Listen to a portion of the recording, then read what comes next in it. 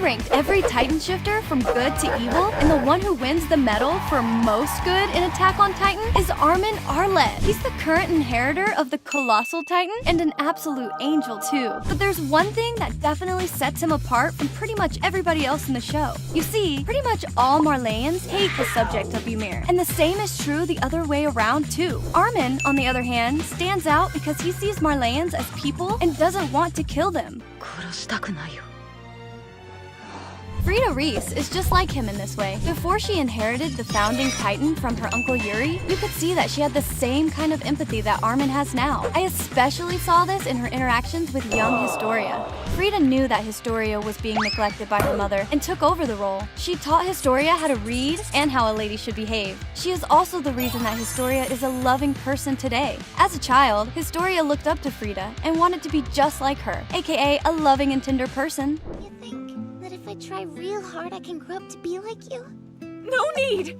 You're already perfect! No need to change a thing! Frida vowed to use the founding Titan's power to save her people once and for all, but ultimately failed and was brainwashed just like the previous inheritors. But this reveals a very important plot point in Attack on Titan. Your intentions might be good, but if you never act on them, you're not really being the best person you can be. This is a huge problem with Eren Kruger. If you can remember, Kruger was able to join the Marley military and used his position to help an undercover rebel group in Marley. My only problem with him is that besides his role in this rebel group, Kruger was too scared to ever do anything else to help. For nearly 13 years, he tortured subjects of Ymir and turned them into Titans. Kruger himself confesses this to Reiner Yeager. I've severed thousands of fingers from fellow subjects of Ymir.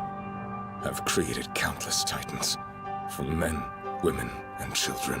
But even though he did all of this, Kruger is still a rather good person because when it came time for him to save Reiner Yeager and pass on the Titan, he delivered. Now we're talking about Pieck Finger, but she's an angel compared to the most evil person on this list.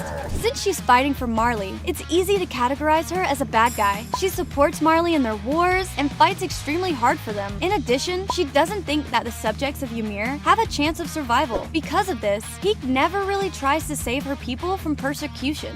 But Pieck is a very good person, arguably more so than Kruger. And there's a couple reasons I think this. For one, she stated multiple times that she didn't trust Marley and only ever became a Titan shifter in order to get medicine for her father. And second, she does fight hard for Marley, but I found out that she only does this to keep her loved ones safe from harm. Just like Pieck, it's easy to look at Reiner Yeager and think he's a horrible person. He killed the entire Reis family and was such a bad father that his own son turned on him. But if you take a look at why he does all of these bad things, everything makes a bit more sense. Before killing Frida Reis and her family, Grisha begged her to use her founding Titan powers to save the subjects of Ymir.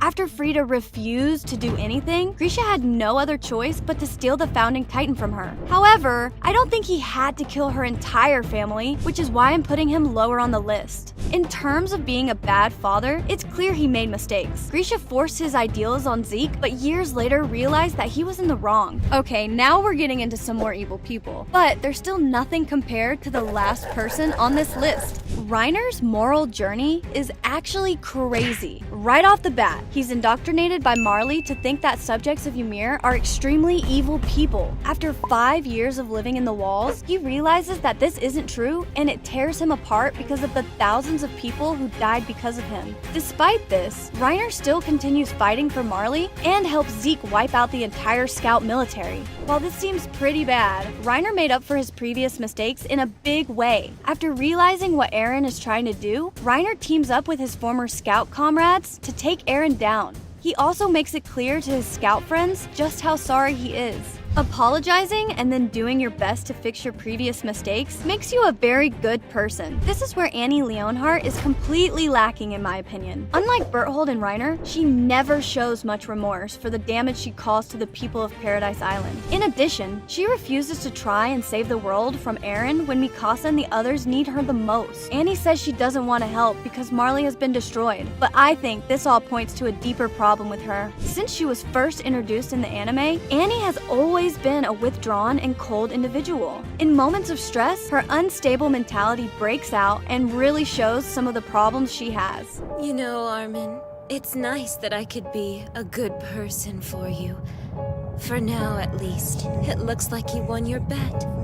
But I'm going to gamble too, and here's my wager! Even worse, she has a complete lack of empathy, which is one of the major reasons she never felt remorse for her role in killing over 10,000 subjects of Ymir. Lara Tybur is way lower on this list because of her radical views. Just like her brother Willie, Lara was willing to lie about the danger of Eren in order to completely crush Paradise Island. Not much is known about her since she died so quickly after being introduced in the anime, but it's clear that she thought the subjects of Ymir were devils.